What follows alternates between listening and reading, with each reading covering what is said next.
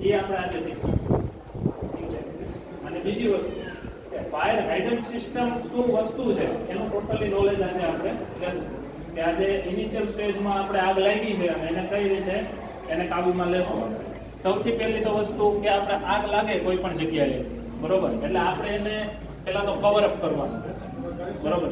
કારણ કે cover up કરશો એટલે શું થશે, ઓક્સિજન મળતો એમને બંધ થઈ જશે, અને બંધ થઈ જાય ઓક્સિજન મળતો એટલે શું થાય કે એ છે ગ્રોથ થઈ જાય, બરોબર છે. એટલે પહેલું સ્ટેપ એ છે.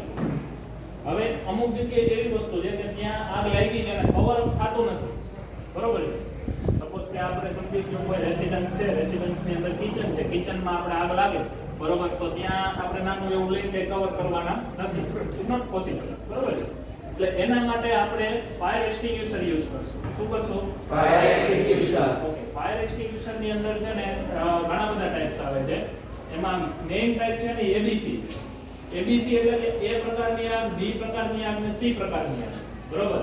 હવે આ જે એબીસી છે, બરોબર, તો એ એટલે શું કે જે ભાઈ લાકડું, બરોબર છે, એ જે આપણે ટૂંકમાં વુડ કહીએ ટોટલી છે ભાષામાં, જે બધા વુડ આવી ગયું છે, બરોબર છે. પછી બી છે તો કાગળ છે, પછી સી છે તો પેટ્રોલ, ડીઝલ, આ બધી વસ્તુમાં એક જ વસ્તુ આપણે યુઝ કરી શકીએ છીએ. એને કહેવાય છે ABC type of fire extinguisher. Ready? Got it? Yes sir. હવે આપણે જે ફ્લોર છે, બધા ફ્લોરે આપણે ટોટલી જગ્યાએ ફાયર એક્સટિંગ્યુશર ફ્લોર વાઇઝ લગાવેલા છે, બરોબર. હવે એ આપણે અત્યારે જોશું અને પછી આપણે એક ફાયર એક્સટિંગ્યુશર અહીં લઈ આવી અને એને કઈ રીતે ઓપરેટ કરવું એ આપણે શીખશું, બરોબર છે. અને હોઝરી છે, ટોટલી પહેલા તમને એક નોલેજ આપી દઉં છું કે આ પાઇપ જે છે લાલ, બરોબર, જે આપણે પાછળની સાઈડ જે લગાવેલી છે એને હાઇડ્રન્ટ સિસ્ટમ કહેવાય આખી. આ બાજુ છે એને પેલો પંપ કહેવાય, બરોબર છે. હવે એની અંદર જે ઇક્વિપમેન્ટ લાગેલા છે ને એમાં એક હોઝરી આવે, જે તમે બ્લેક કલરની જે એમાં રીલ છે આખી, બરોબર છે, એને હોઝરી કહેવાય, રાઈટ.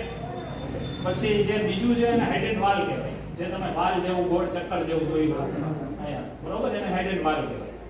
રેડી? હવે આની અંદર આ વસ્તુ કઈ રીતે યુઝ કરવી એ મેઇન વસ્તુ છે. હવે આનું નોલેજ આપણને આવી ગયું છે કે ભાઈ આજે આને વસ્તુ ના કહેવાય, આને આ કહેવાય, આને આ કહેવાય, બરોબર છે. હવે આની અંદર આપણે જે હોઝરી છે એ તો સિમ્પલ વસ્તુ છે, ચાલુ થઈ જશે. પણ હાઇડ્રન્ટ વાલ છે એની અંદર જે આપણે રેડ બોક્સ સામે છે તમે જોયું, બરોબર છે, એ બોક્સની અંદર એક પાઇપ પડ્યો છે. એમાં જે પાઇપ એને કેનવાસ પાઇપ કહેવાય. શું કહેવાય? Canvas pipe. કેનવાસ પાઇપની આગળ સટઅપ નોઝલ, જેને બ્રાન્ચ પાઇપ કહેવાય, એ જે બોક્સ છે ને એની બાજુમાં જ છે, બોક્સની અંદર જ છે મતલબ પડે, બરોબર. શું કહેવાય? Branch pipe. આ જે બ્રાન્ચ પાઇપ અને કેનવાસ પાઇપ, બરોબર, આ બે વસ્તુ છે ને એમાં ટોટલી 15 મીટરની લાંબી આવશે છે. આપણે કેનવાસ જેને કહીએ પાઇપ 15 મીટરનો લાંબો પાઇપ, એટલે 15 મીટર સુધી એ વસ્તુ કામ આપશે, બરોબર. જેથી કરી એટલે જ આપણે ફ્લોર વાઇઝ અલગ અલગ લગાવીએ છીએ. અત્યારે આપણે શું થાય કે ભાઈ એક ને એક બધે કામ આવતું હોય, ફ્લેક્સિબલ હોય તો એક જગ્યાએ લગાવી દઈએ, બધે કામ આવી જાય, બરોબર. સમજાય છે ને બધી વસ્તુ? હા. ઓકે. એટલે આ અવતારો કરતા રહેજો એટલે